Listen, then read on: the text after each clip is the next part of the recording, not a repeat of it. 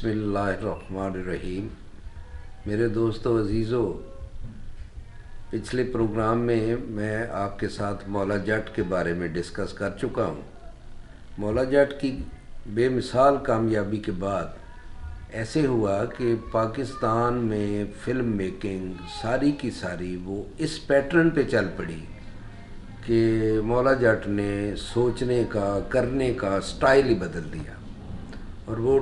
Trend setter film بن گئی۔ ایک نیا ٹرینڈ اس نے ایجاد کر دیا کہ اللہ کا یہ اتنا بڑا کرم ہوا، یہ کوئی بندے کے بس کی بات نہیں تھی، یہ خدا کا انعام تھا جو اللہ کریم نے مجھے اور میری پوری ٹیم کو عطا کیا۔ میں نے تو اس کے بعد ابھی مولا جٹ کے بعد فلم بنانی ہے یا نہیں بنانی، میں تو ابھی اسی سوچ میں تھا کہ اگر بنانا ہے تو کیا بنانا ہے۔ لیکن میری ٹیم جو تھی وہ یونس ملک صاحب تھے یا ناصر ادیب صاحب تھے یا سلطان رائی یا مصطفیٰ قریشی یا اس کے ساتھ کیا ایکٹر، کیا ڈائریکٹر، کیا کیمرہ مین، وہ سارے کے سارے مولا جٹ کو ہی فالو اپ کرنے میں لگ گئے۔ اور جو باقی ڈائریکٹر تھے، بڑے بڑے ڈائریکٹر، وہ جن سے ہم سیکھتے رہے تھے مولا جٹ بنانے سے پہلے، وہ سارے کے سارے مولا جٹ کے فالو اپ میں لگ گئے۔ تو میرے لیے اس وقت اس کو انجوائے بھی کر رہا تھا، لیکن ایک قسم کا مجھے فیلنگ بھی تھی کہ میں کوئی اتنا بڑا کوئی کریٹر نہیں ہوں کہ سارے میرے ہی فالو اپ میں لگ جائیں۔ مجھے سیکھنے اور سمجھنے کے لیے کوئی جگہ ہی نہیں مل رہی تھی کہ میں اب کہاں جاؤں، کیونکہ وہ کامیابی جو تھی وہ اللہ پاک نے کوئی اپنے خاص فضل سے کوئی اتنی بڑی دے دی کہ جب سے پاکستان بنا تھا، پاکستان بننے کے بعد 65 تک یہاں پہ انڈین فلمیں بھی ریلیز ہوتی رہی ہیں، انڈیا کی بڑی بڑی فلمیں، آن، آوارہ، برسات اور اس طرح کی بہت بہت بڑی فلمیں، اور انہوں نے بڑی دیر، کسی نے 1 سال چلی، کوئی 1.25 سال چلی، کوئی 8 مہینے چلی، کوئی 10 مہینے چلی، لیکن یہ جو مولا جٹ کا رن تھا وہ تھا کوئی 216 ویک صرف لاہور کے سنیماؤں میں وہ پکچر چلی، اور اس دوران اس کی جو 2 روپے والی ٹکٹ تھی یا 10 روپے والی ٹکٹ تھی وہ کوئی 50 کی، کوئی 100 کی بکتی رہی، اور کنٹینیو اس نے ایک ایسا ماحول کریٹ کر دیا کہ اس کے بعد لوگوں نے اپنا کام لوگ بھول گئے اور صرف اس کو پکڑنا ہے اور اسی ٹرینڈ پہ چلنا ہے اور اسی کو فالو اپ کرنا ہے، یہ لوگوں نے بنا لیا۔ اردو فلمیں بنانے والے بھی پنجابی کی طرف آ گئے، پشتو والے، سندھی والے، سارے کے سارے اس پیٹرن کو اڈاپٹ کر بیٹھے، اور ٹی وی پہ بھی ویسے ہی ڈرامے بننا شروع ہو گئے۔ کوئی وارث بن گیا، کوئی اس کے بعد اسی فالو اپ میں لگ گئے۔ سٹیج پہ جاتے تھے تو وہاں بھی سٹیج میں بھی ہمارے کریکٹروں کو ہی وہ ریپروڈیوس کر رہے ہیں، کوئی اس کی پیروڈی کر رہا ہے، کوئی اس کو کامیڈی کا مرکز بنا رہا ہے۔ تو بہر صورت میرے لیے ایک مشکل پیدا ہو گئی کہ میں کہاں سے سیکھوں اور کہاں سے انسپیریشن لوں، یہ ایک بہت بڑا مسئلہ تھا۔ وہ جیسے منیر نیازی نے کہا کہ میں منیر آزردگی میں اپنی یکتائی سے ہوں، ایسے تنہا وقت میں ہمدم میرا ہوتا کوئی۔ تو میں نے تقریباً مولا جٹ کے بعد 2 سال میں نے اس سوچنے پہ لگائے کہ اب میں نے کیا بنانا ہے اور مجھے کیا بنانا چاہیے جو اس سے زیادہ امپورٹنٹ ہو۔ تو وہ اللہ پاک نے مجھے پھر تھنکنگ دی۔ ایک پیٹرن چل رہا تھا پاکستان میں، ایک ایسا سبجیکٹ تھا جو ایور گرین تھا، جو ہر بار اگر اس کو اسلوب سے، طریقے سے بنایا جائے تو وہ بگر ہٹ ہو جاتا تھا۔ وہ تھا کہ انگریز نے جب پاکستان میں اور انڈیا میں اور اس پورے کانٹیننٹ میں انگریز کی حکومت تھی، تو اس کی حکومت کو ڈی سٹیبل کرنے کے لیے ایک تو پڑھا لکھا ہمارا طبقہ تھا نا جی، قائد اعظم رحمۃ اللہ علیہ کی قیادت میں اور علامہ اقبال صاحب کی قیادت میں انہوں نے انگریز کو اس ملک سے اور اس علاقے سے بھگانے کے لیے اس کو ایک بہت بڑا پڑھا لکھا کام کیا. ایک عوام میں لوکائی میں جو ہمارے کردار تھے، جو ظلم زیادتی اور انگریز کے پٹھوؤں کا ظلم دیکھتے تھے، یہ جو نمبرداری نظام اور زیرداری نظام اور پھر جاگیرداری نظام اور پھر ان کے ساتھ ملے ہوئے جو ظالم تھے، جو انگریزوں کے وفادار بن جاتے تھے اور ان کے وفادار بن کے اپنوں پہ ظلم کرتے تھے. انفارچونیٹلی وہ نظام اب تک چل رہا ہے. میں نے اس سبجیکٹ کو پکڑا کہ جب کمبائنڈ انڈیا تھا اور انگریز یہاں آ کے حکومت اس کی قائم ہوئی تو اس نے پالیسی کیا اپنائی تھی؟ اس نے پالیسی یہ اپنائی تھی جو اب بھی چل رہی ہے، ڈیوائیڈ اینڈ رول، کہ ان کو بکھیرو، ان میں اختلافات پیدا کرو اور ان کے منصف بنو اور ان پہ حکومت کرو. یہ پالیسی اب تک انگریزوں کی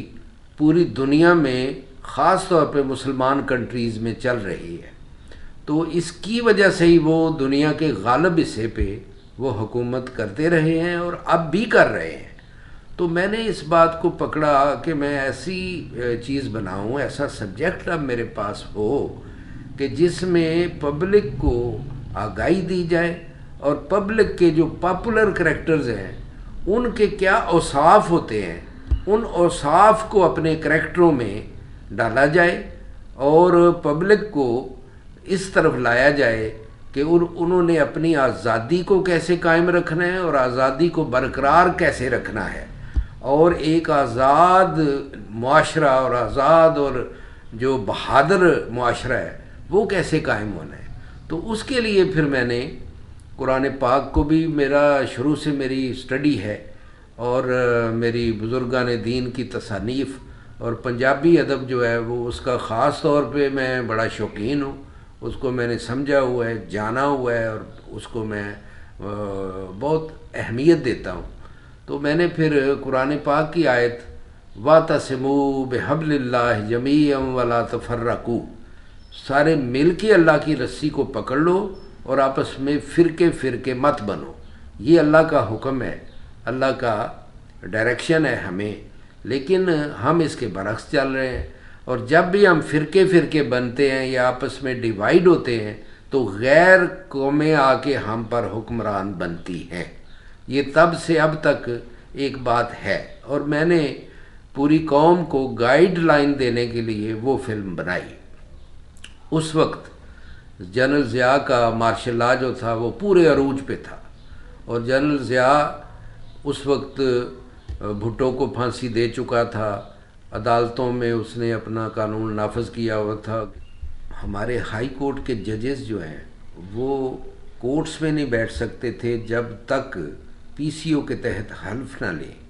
اور مارشل لا کے وفاداری وہ ثابت نہ کریں.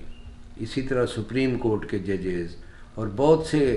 ایسے ججز بھی تھے جنہوں نے ایسے ماحول میں ریفیوز کرنا اور ریٹائر ہونا مناسب سمجھا اور ان کو سلیوٹ کرنے کو جی چاہتا ہے کہ انہوں نے اپنے ضمیر کے خلاف کورٹس میں بیٹھنا مناسب نہیں سمجھا. میں نے اپنے محاذ پہ یہ جو فلم کا اور ابلاغ کا محاذ تھا جس کو آج میڈیا کہا جاتا ہے، اس وقت سب سے بڑا میڈیا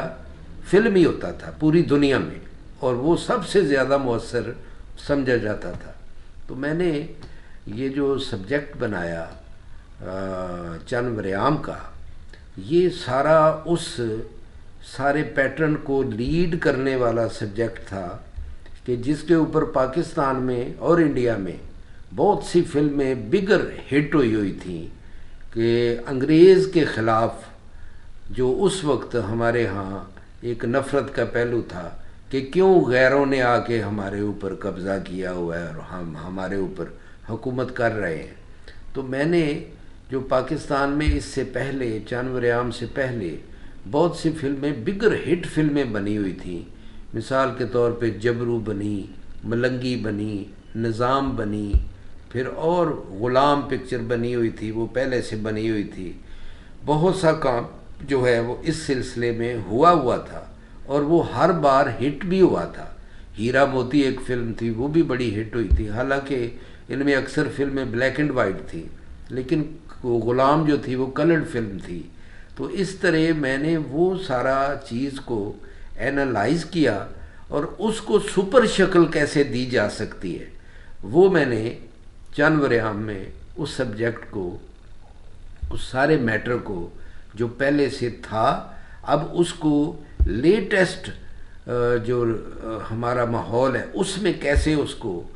اہم کر کے پبلک کو دکھایا جا سکتا ہے، تاکہ ہر کلچر جو ہے، ہر کلچر یعنی آزاد رہنے والا کلچر،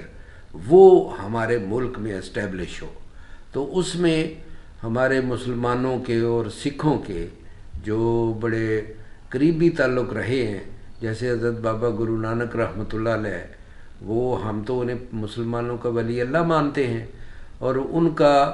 وہ جو بابا فرید گنج شکر رحمۃ اللہ علیہ کے ساتھ، یا حضرت نولکھ ہزاری رحمۃ اللہ علیہ کے ساتھ، یا مسلمان صوفیاء کے ساتھ جو ان کا پیار تھا، محبت تھی،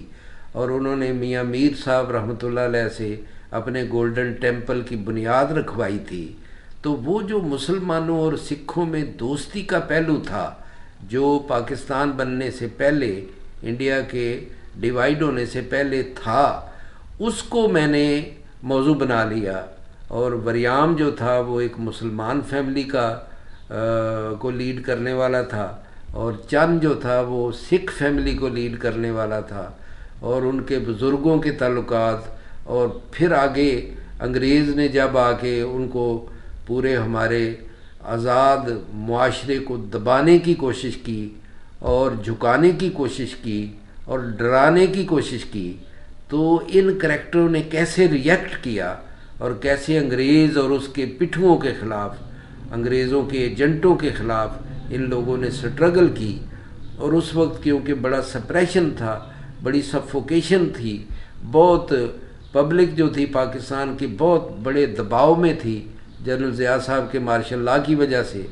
تو میرے ان کریکٹروں نے، مولا جٹ نے، چند وریام نے ایک ایسی فضا قائم کی کہ اس کو دیکھ کے ہماری پبلک جو تھی اس کے کتھارسز ہو جاتے تھے، وہ سمجھتے تھے یہ کریکٹر ہمارے کریکٹر ہیں، اور یہ ہمارا نیشنل اور پنجاب کے کلچر کا یہ کریکٹر ہے کہ ہم نے کبھی نہ جھکنا ہے، نہ کبھی دبنا ہے، نہ کبھی کسی کو اپنا، غیر کو اپنا حاکم بنانا ہے۔ تو اس پہ میں نے جب یہ فلم بنائی تو قرآن پاک کی آیت سے شروع کی، پھر میں نے میاں محمد صاحب کا کلام سیف الملوک، اس کو، وہ میرا کیونکہ بہت محبوب کلام تھا، تو میں نے پکچر کو حمد باری تعالیٰ سے شروع کیا، ان کے کلام سے کہ اول حمد ثنا الہی جو مالک ہر دا، اس دا نام چتارن والا کسے میدان نہ ہردا۔ اور پھر نبی پاک کی نعت کا شعر کہ واہ کریم امت دا والی میر شفاعت کردہ، جبرائیل جے جس چاکر نبیاں دا سر کردہ۔ تو یہ میں نے شوکت علی کی آواز میں یہ کلام میاں محمد صاحب کا وہ ریکارڈ کروایا، اور اس سے میں نے فلم کو شروع کیا، اور پھر درمیان میں بھی، فلم کے درمیان میں بھی بار بار میاں محمد صاحب کے کلام سے میں اس کے سبجیکٹ کو مزید پاورفل بناتا رہا، حتیٰ کہ جو اس کا آخری سین تھا اس میں بھی جب ظلم کو، جابر کو، ظالم کو وہ اس ملک سے بھگا دیتے ہیں اور ذلیل کر دیتے ہیں اور اس پہ فاتح ہو جاتے ہیں میرے کریکٹر، تو اس پہ پھر میں نے یہ میاں صاحب کا آخری شعر تھا، لکھ ہزار بہار حسن دی خاکو وچ سمانی، لا پریت اجئی محمد جگ وچ رہے کہانی۔ تو اس پہ میں نے پکچر کو اینڈ کیا، اور وہ اصل میں مولا جٹ سے بھی بڑی فلم ثابت ہوئی۔ اس نے مولا جٹ کے بزنس کے ریکارڈز بھی چند وریام نے توڑے، اور وہ پکچر جو ہے اس کے بعد، یعنی وہ 81 کے اینڈ پہ ریلیز ہوئی تھی، مولا جٹ کی ریلیز کے 3.25 سال بعد وہ پکچر میری ریلیز ہوئی، اور اس کو 81 سے لے کے اب تک 39 ایئرز ہو گئے ہیں۔ اب تک چند وریام کا کوئی اس کے بعد اس سے بڑی فلم فرنگی بیک گراؤنڈ پہ نہیں بن سکی جو انڈیا اور پاکستان کی ڈیوائیڈ ہونے سے پہلے کا کلچر تھا، اس پہ وہ سب سے بڑی فلم تھی۔ لیکن وہ دیکھنے میں تو وہ کلچر تھا پاسٹ کا، لیکن اس میں مسائل جتنے ڈسکس ہو رہے تھے وہ پریزنٹ کے مسائل ڈسکس ہوئے، اور وہ بڑی علم اور حکمت سے بھری ہوئی فلم ہے۔ اگر اس کو کوئی دیکھے تو نئے فلم میکر جو ہیں میری فلموں سے بہت کچھ سیکھ سکتے ہیں اور جان سکتے ہیں، اور ان کو وہ اسلوب پتہ چلے کہ کوئی جینون فلم میکر جو ہے اس کو کام کیسے کرنا چاہیے اور سبجیکٹ کیسے بنانا چاہیے اور فلم کیسے بنانا چاہیے۔ یہ میرے کام سے نئے آنے والی نسل جو ہے بڑا کچھ سیکھ سکتی ہے اگر اس کو سیکھنے کا شوق ہو۔ اور اسی بات پہ میں آپ سے اجازت چاہتا ہوں، انشاءاللہ پھر نیکسٹ ٹائم اگلے موضوع پہ بات کرنے کے لیے پھر انشاءاللہ میں آپ کے ساتھ موجود ہوں گا، اور میں آپ کا تھینک فل ہوں۔